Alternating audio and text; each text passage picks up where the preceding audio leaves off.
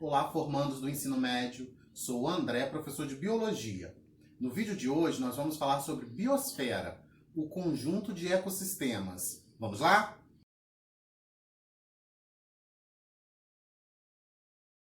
O termo biosfera refere-se ao nível mais amplo da organização biológica.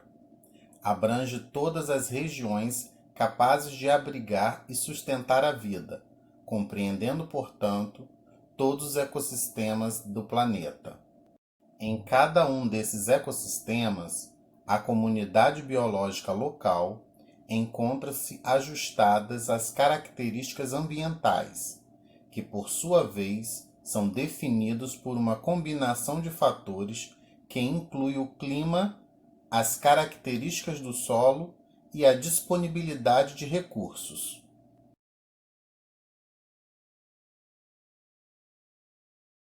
Considere um habitat recentemente formado e, portanto, desprovido de vida, dunas de areia, fragmentos de rochas expostos pela erosão ou trechos de lava vulcânica solidificada. Para a maioria das espécies, as condições encontradas nesses habitats são desfavoráveis ou insuficientes para garantir sua ocupação, mas alguns organismos são capazes de fazê-lo.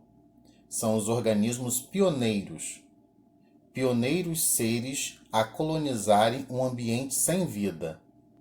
Os líquens apresentam a capacidade de iniciar a ocupação de rochas. A atividade biológica dos colonizadores começa a provocar mudanças locais. A decomposição das rochas permite a formação do solo. A morte dos organismos pioneiros resulta no acúmulo de material orgânico em decomposição. O sobreamento e a retenção de umidade do solo aumentam. A produção do material orgânico permite a instalação de espécies heterotróficas. O ambiente vai se tornando mais favorável ao estabelecimento de novas espécies e, ao menos tempo, desfavorável às espécies que deram início à colonização. A composição da comunidade sofre, então, mudanças graduais, passando por vários estágios intermediários, cada um chamado de cere ou estágio ceral, e culmina na formação de uma comunidade madura, equilibrada com o meio e chamada de comunidade clímax. A esse processo de mudanças sucessivas na composição da comunidade, desde os estágios iniciais até a formação da comunidade clímax, damos o nome de sucessão ecológica. O estabelecimento e desenvolvimento de uma comunidade em um ambiente inicialmente desprovido de vida, como descrito acima, caracterizam a sucessão ecológica primária. Ambientes previamente ocupados, que passaram por alguma perturbação, como as áreas de cultivo abandonadas ou as florestas desmatadas, também estão sujeitas às mudanças sequenciais em sua comunidade, que nesse caso são chamadas de sucessão ecológica secundária. Essa tende a ocorrer de modo mais rápido, pois algumas características físicas do ambiente são preservadas. De modo geral, a sucessão ecológica é marcada pelo aumento da biomassa e da diversidade de espécies, com nítido predomínio de espécies autotróficas nos estágios iniciais e o aumento de espécies heterotróficas ao longo do processo. Com o aumento da diversidade, as teias alimentares e as interações entre as espécies tornam-se mais complexas. A distribuição geográfica das espécies no planeta é imensamente influenciada pelo clima, que prevalecem em uma região descritas com base em médias e variações ao longo do tempo. O clima, por sua vez, é determinado principalmente pela inclinação da Terra sobre seu eixo em combinação com o movimento em torno do Sol. A radiação solar incidente nas regiões varia em função da latitude em região da baixa latitude, um feixe de luz ilumina uma área de extensão menor do que aquela que o mesmo feixe de luz ilumina nas regiões de maior latitude.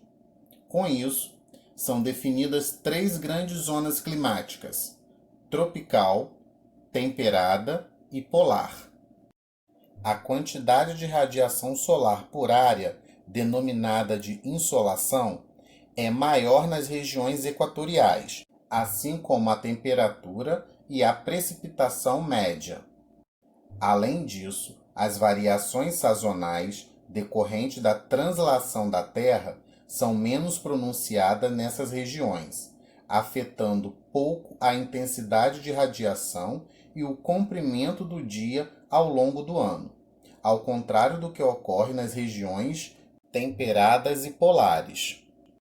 Por isso, desde as regiões tropicais quentes e úmidas até os polos frios e secos, as comunidades bióticas variam muito, em especial nos ambientes terrestres.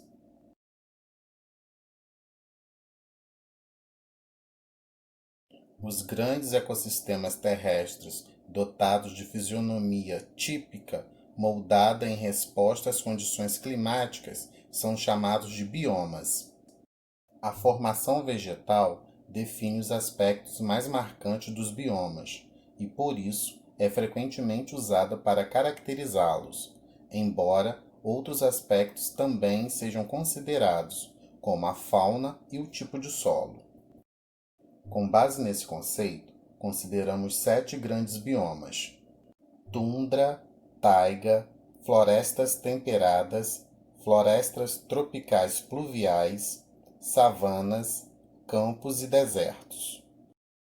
A tundra são regiões com temperaturas extremas e baixa pluviosidade. Os ecossistemas da tundra apresentam baixas temperaturas ao longo do ano e, portanto, grande parte da água nessas regiões está em estado sólido. Nos ecossistemas de taiga, as temperaturas são mais amenas, havendo pelo menos um período do ano mais chuvoso, que geralmente corresponde ao verão. Os ecossistemas de florestas temperadas são conhecidos por apresentarem 4 estações bem definidas, com as temperaturas mais amenas que as da taiga e chuvas mais bem distribuídas ao longo do ano. Essa região apresenta invernos rigorosos, nos quais as águas congelam. As florestas tropicais são os biomas com maior pluviosidade entre todos, com temperaturas amenas ao longo de todo o ano. Em razão dessas características, é o ecossistema terrestre que abriga a maior diversidade de vida. Os ecossistemas de savana apresentam temperaturas amenas, porém com uma estação de estiagem definida, ou seja, com severa falta de chuvas. Já os ecossistemas de deserto apresentam grande variação de temperatura ao longo do dia, e assim as águas dessas regiões encontram-se no estado de vapor em pequena quantidade, existindo em baixíssima quantidade no estado líquido.